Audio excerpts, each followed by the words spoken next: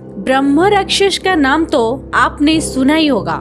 आज मैं आपको ब्रह्म राक्षस के कुछ रहस्य के बारे में बताने वाली हूँ। जैसे कि आपको पता ही होगा कि प्रेत के कई सारे प्रकार होते हैं और बंगाली के कल्चर के अंदर तो भूतों को बहुत से प्रकारों का वर्णन मिलता है, जैसे चुड़ैल, शहीद, भूतनी, प्रेत, ऐसे ही बहुत सारे कुछ नाम से लोग जानते हैं।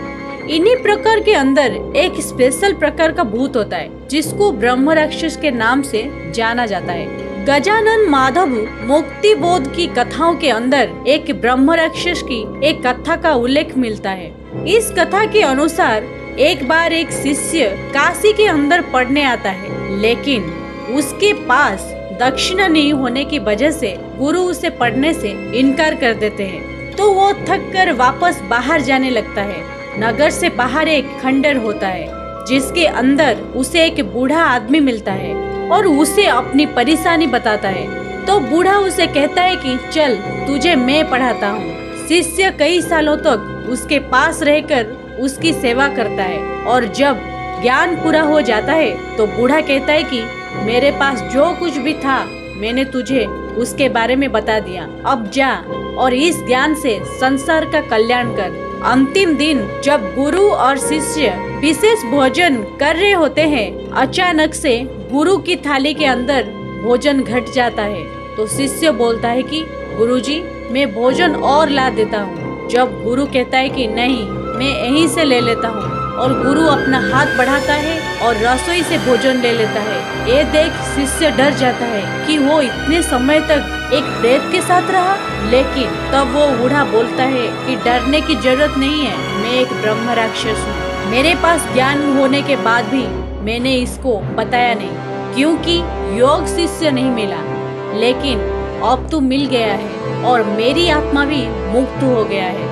इस स्टोरी को बताने का मकसद यही है कि आपको पता चल सके कि वास्तव में ब्रह्म राक्षस होता है और कैसे काम करते हैं। ये ब्रह्म राक्षस क्या होता है, चलो मैं आज आपको उसके बारे में विस्तार से बताती हूँ। दोस्तों, ब्रह्म राक्षस एक प्रकार का प्रेत होता है। आमतौर पर 18 प्रकार के प्रेत होते हैं, जिसमें सबसे आम प्रेत भूत होता है। इंसान मरने के बाद सबसे पहले भूत ही बनता है। हिंदू धर्म के अंदर आत्मा को उसके कर्मों के अनुसार सजा दी जाती है। ब्राह्मण कुल के अंदर उत्पन्न व्यक्ति ब्रह्म राक्षस बनता है और ब्रह्म राक्षस की सबसे खास बात ये होती है कि इसका आधा हिस्सा दानव का होता है और आधा हिस्सा देवता के समान होता है। मतलब यदि कोई भूत आपकी मदद भी करे और अचानक से आपका बुरा भी करने लगे तो इस प्रकार का व्यवहार केवल ब्रह्म राक्षस ही करता है। यदि देवता की बात करें तो वो इंसान का बुरा नहीं करता है, सिर्फ भला ही करता है। ब्रह्म राक्षस बनने की पहली कंडीशन तो ये मानी जाती है कि ब्राह्मण कुल के अंदर पैदा होने वाला व्यक्ति ही ब्रह्म राक्षस बनता है और किसी दूसरी जाति के अंदर पैदा हुआ व्यक्ति ब्रह्म राक्षस नहीं बनता है। हालांकि ये सब मात्र एक विश्वास है, इसका कोई प्रमाण नहीं है। ऐसा माना जाता है कि ब्रह्म राक्षस वो इंसान बनता है जो कि वेदों और पुराणों का पूर्ण ज्ञान रखता है, लेकिन अपने ज्ञान का अनुचित उपयोग करता है, जो अपने तथ्यों के विरुद्ध जाता है। सारी विद्याओं का ज्ञान है, तंत्र शास्त्र का ज्ञान है, तंत्र मंत्र से वो पूर्ण ज्ञानी होता है और अपने ज्ञान से वो आत्माओं को बांध लेता है और उनसे अपने मनचाहे काम करवाता है, मांस का भक्षण करता है और किसी को तंत्र विद्याओं से मार देता है। यज्ञोपवीत को धारण करने वाला होता है, लेकिन उसका आचरण करने वाला नहीं होता है। इस तरह के गलत कर्म करने वाला इंसान ही मरने के बाद ब्रह्म राक्षस बन जाता है। ऐसा माना जाता है कि पीपल के पेड़ के नीचे ब्रह्म राक्षस का वास होता है। इसके अलावा गड़े घन के अंदर भी ब्रह्म राक्षस का वास हो सकता है। जब किसी तांत्रिक ने गड़े धन पर ब्रह्म राक्षस का प्रयोग किया हो और उसके मरने के बाद उसकी आत्मा उस धन के अंदर अटक गई हो, तो ऐसी स्थिति के अंदर ब्रह्म राक्षस की आत्मा और उस तांत्रिक की आत्मा उस धन की रक्षा करती है। और यदि कोई व्यक्ति उस धन को चुराने की कोशिश करता है तो उसका अंत निश्चित है।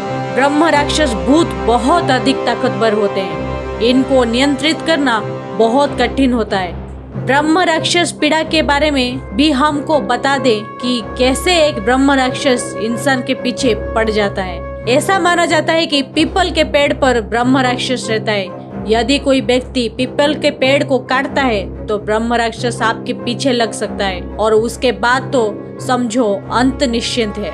इसके अलावा पीपल के पेड़ के नीचे के जाने वाली अनजानी तंत्र क्रियाओं की वजह से भी ब्रह्म राक्षस आपके पीछे लग सकता है।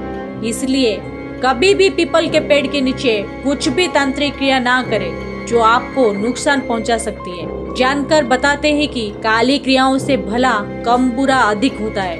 यदि आपको कोई अचानक से पुराना गड़ा धन मिल जाता है तो इस बात की कोई गारंटी नहीं है कि उसके ऊपर ब्रह्म राक्षस ना हो, और यदि आपने उस धन को ले लिया तो ब्रह्म राक्षस आपके पीछे पड़ सकता है और ऐसी स्थिति के अंदर आपको बहुत बड़ा नुकसान हो सकता है। आग के पेड़ के बारे में आप जानते ही होंगे, लेकिन यदि कोई बहुत ही पुराना आग का पेड़ हो तो बेहतर होगा कि आप उसे ना काटें, क्योंकि हो सकता है उसके अंदर ब्रह्म राक्षस हो सकता है। हालांकि आम आग के पेड़ के अंदर ब्रह्म राक्षस नहीं रहता है। आपको बता दें कि ब्रह्म राक्षस काफी कम लोग ही बनते हैं। आमतौर पर ब्रह्म राक्षस के पीछे पड़ने का सबसे आम कारण यही मिलता है, आपके दुश्मन किसी तांत्रिक की मदद से ब्रह्म राक्षस को आपके घर के अंदर दाखिल कर देते हैं। ऐसी स्थिति के अंदर ब्रह्म राक्षस घर के अंदर दाखिल तो हो जाता है, लेकिन उससे घर से वापस निकालना बहुत ही मुश्किल हो जाता है। दोस्तों, ऐसा माना जाता है कि ब्रह्म राक्षस यदि किसी व्यक्ति के पीछे पड़ जाता है तो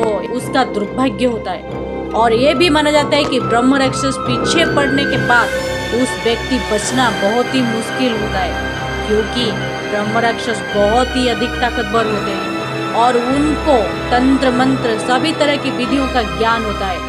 इस वजह से जब भी कोई तांत्रिक नियंत्रित करने की कोशिश करता है तो उन सब मंत्रों का तोड़ उनके पास होता है। इस वजह से ब्रह्म राक्षस को नियंत्रित करने की क्षमता हर किसी के पास नहीं रहता है। हालांकि ऐसा नहीं है कि ब्रह्म राक्षस से छुटकारा पाने का कोई तरीका नहीं है। आपको हम कुछ ऐसे तरीके बता रहे हैं जिनकी मदद से आप ब्रह्म राक्षस की बाधा से छुटकारा पा सकते हैं। ब्रह्म राक्षस से बचने का सबसे अच्छा उपाय है आप किसी ऐसे अच्छे साधक को खोजें जो वास्तव में सच्चा हो और जो साधक माता भगवती की साधना करते हैं। ऐसी साधकों के पास जाने से ब्रह्म राक्षस डर कर भाग जाते हैं। यदि आपको या आपके किसी परिवार की सदस्य को ब्रह्म राक्षस ने जकड़ लिया है तो आप किसी ऐसे साधक की खोज करें जो कि इसके नियंत्रित कर सके।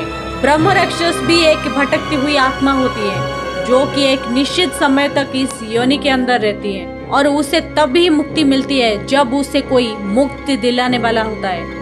आमतौर पर यदि ब्रह्म राक्षस श्राद्ध करना स्वीकार कर लेता है तो उसकी सदगति हो सकता है। वैसे तो आपके पास बहुत सारे तांत्रिक मिल जाएंगे, लेकिन हर कोई तांत्रिक ब्रह्म राक्षस को कंट्रोल नहीं कर सकता है। इस वजह से आपको किसी ऐसे तांत्रिक को तलाश करनी होगी कि वो ब्रह्म राक्षस को कंट्रोल कर सके। आपको बता दे कि ऐसे तांत्रिक बहुत ही कम होते हैं। ब्रह्म राक्षस को पहचानना बहुत ही मुश्किल होता है। ऐसा माना जाता है कि रावण ने जब सीता का हरण किया था तो ब्रह्म राक्षस की मदद ली थी। रावण ने ब्रह्म राक्षस से कहा कि वो एक सुंदर मुर्ग बन जाए, और उस सुंदर मुर्ग को जब सीता ने देखा तो उसे राम से लाने को कहा। राम उसके पीछे गए और रावण से सीता को हर लिया। कहने का मतलब है कि ब्रह्म राक्षस किसी का भी रूप ले सकते हैं। इसी तरह से घर के अंदर या जिस व्यक्ति के पीछे ये पड़ जाता है उसे कई बातें बोलते हैं, जैसे वो तो देवता है, वो तुम्हारे घर का पितर है, वो भगवान राम है।